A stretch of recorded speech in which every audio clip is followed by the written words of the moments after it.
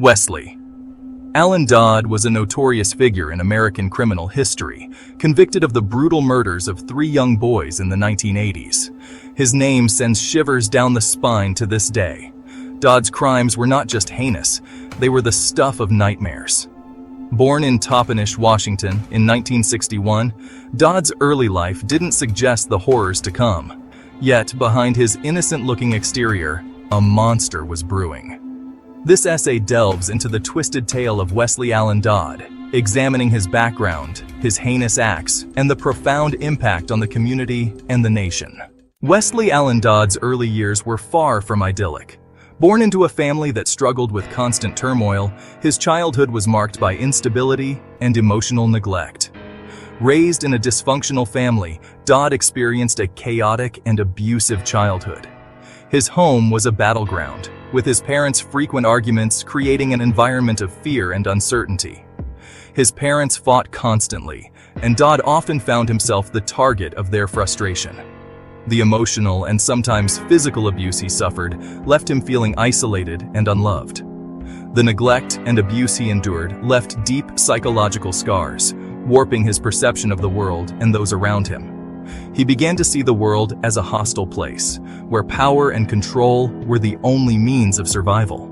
Dodd's early fascination with violence and control became evident as he grew older.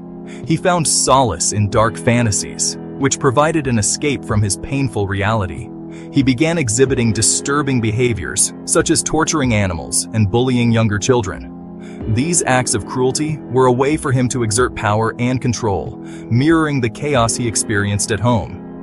These actions were early red flags, but they went largely unnoticed or unaddressed by those around him. Teachers and peers often turned a blind eye, failing to recognize the severity of his behavior. The lack of intervention only allowed Dodd's dark fantasies to fester and grow. Without proper guidance or support, his troubled mind continued to spiral into darker territories. Despite these early warning signs, Dodd managed to slip through the cracks of society. His behavior, though alarming, was never adequately addressed, allowing him to continue down a path of increasing violence and depravity. The first clear signs of Dodd's descent into darkness emerged in his teenage years. His fascination with control and domination began to manifest in more overt ways. He started to engage in petty crimes, such as theft and vandalism, testing the boundaries of societal norms. Dodd's sexual deviance also began to surface during this time. He developed an unhealthy obsession with young boys, often fantasizing about abducting and harming them. His first known attempt to act on these urges occurred when he was in his early 20s. Dodd tried to lure a young boy into his car, but the child managed to escape. Despite these early warning signs, Dodd managed to avoid detection. The true horror of Westley Allan Dodd's crimes began to unfold in the late 1980s. In 1989, Dodd committed his first known murder, targeting a 4-year-old boy named Lee Isley. Dodd abducted Lee from a local playground, subjecting him to unspeakable acts of violence before ultimately killing him. Dodd's next victims were brothers William and Cole Neer, aged 10 and 11 respectively. He lured them into a secluded area where he bound, assaulted, and murdered them. The senseless brutality of these acts shocked the nation, drawing attention to the horrifying reality of child predators. The community was gripped by fear and paranoia. Parents became hyper-vigilant, keeping their children close and scrutinizing every stranger. Authorities were desperate to capture Dodd, but he remained elusive. Westley Allan Dodd's capture was a turning point in the saga of his horrific crimes. In November 1989, Dodd attempted to abduct another young boy from a movie theater in Camas, Washington. This time, however, his plan was foiled. The boy managed to escape and alerted authorities, leading to Dodd's arrest. The community breathed a collective sigh of relief as the monster who had terrorized them was finally behind bars. The investigation into Dodd's activities revealed the full extent of his depravity. Evidence found in his apartment, including detailed journals of his crimes and plans for future abductions, painted a chilling picture of a meticulous and remorseless predator. Dodd's arrest marked the end of a reign of terror that had gripped the community. Westley Allan Dodd's confession was as chilling as his crimes. Once in custody, Dodd displayed an unsettling willingness to provide detailed accounts of his heinous acts. He spoke with a calm detachment, describing the abductions, assaults, and murders of his young victims.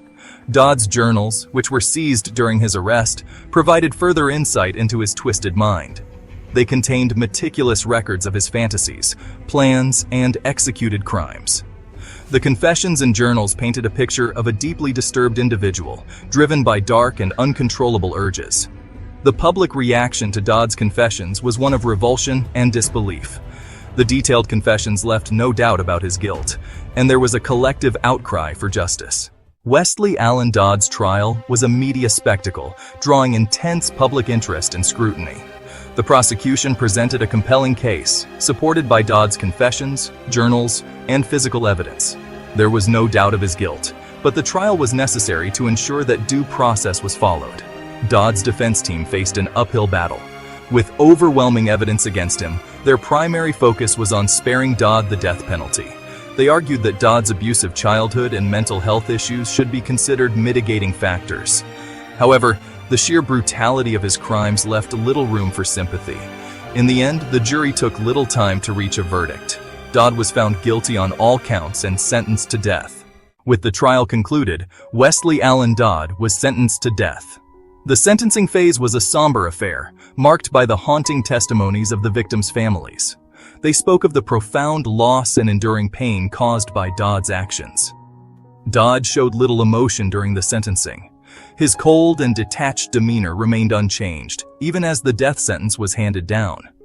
As Dodd awaited his execution, he remained largely isolated from other inmates. His notoriety and the heinous nature of his crimes made him a target, necessitating stringent security measures. The finality of Dodd's sentence brought a measure of relief to the community. On January 5, 1993, Westley Allan Dodd was executed by hanging in Washington state. This marked a significant moment in the annals of American criminal justice, as it was the first hanging in the United States in nearly 3 decades. The method of execution was chosen at Dodd's own request, a chilling reminder of his calculated nature. His choice of hanging, a method steeped in historical significance, added a layer of grim finality to his story. The execution was carried out with meticulous precision, reflecting the gravity of his crimes and the finality of justice being served. Every detail was scrutinized to ensure that the process was both humane and exact, leaving no room for error. Inside the execution chamber, witnesses watched as Dodd was led to the gallows. His demeanor remained as cold and detached as ever, a stark contrast to the emotional weight of the moment.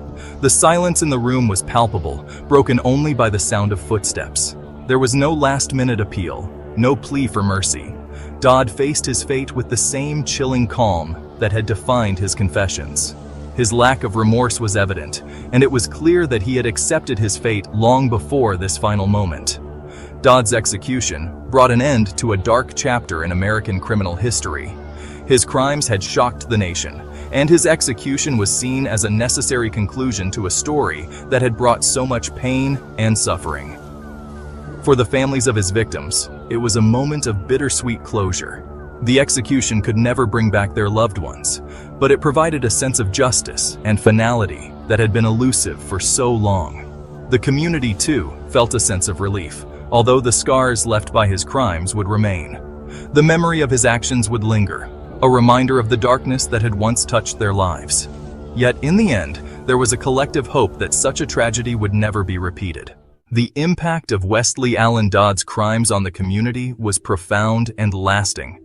Parents became more vigilant, constantly aware of their children's whereabouts and activities. They formed neighborhood watch groups, ensuring that no child was ever left unattended. Schools implemented stricter safety measures, including regular lockdown drills and the installation of security cameras at every entrance.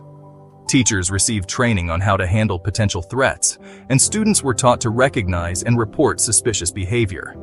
Law enforcement agencies re-evaluated their approaches to child protection, increasing patrols in neighborhoods and working closely with schools and community organizations. They developed new strategies to quickly respond to reports of missing children and potential threats. The community was forever changed, united in their grief and determination to prevent such horrors from happening again. Candlelight vigils and memorial services became a way for people to come together, share their sorrow, and find strength in unity. The media coverage of Dodd's crimes and trial brought national attention to the issue of child predators.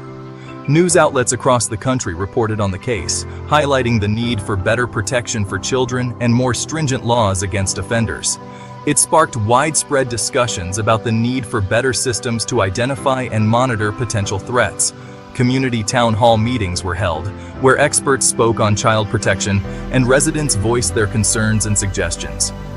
The legacy of Dodd's actions extended beyond the immediate community. Lawmakers debated new legislation aimed at preventing such crimes, and community rallies were organized to advocate for child safety.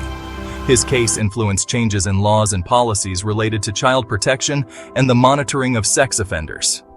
Government officials signed new legislation, and there were protests demanding even stricter laws to ensure the safety of children.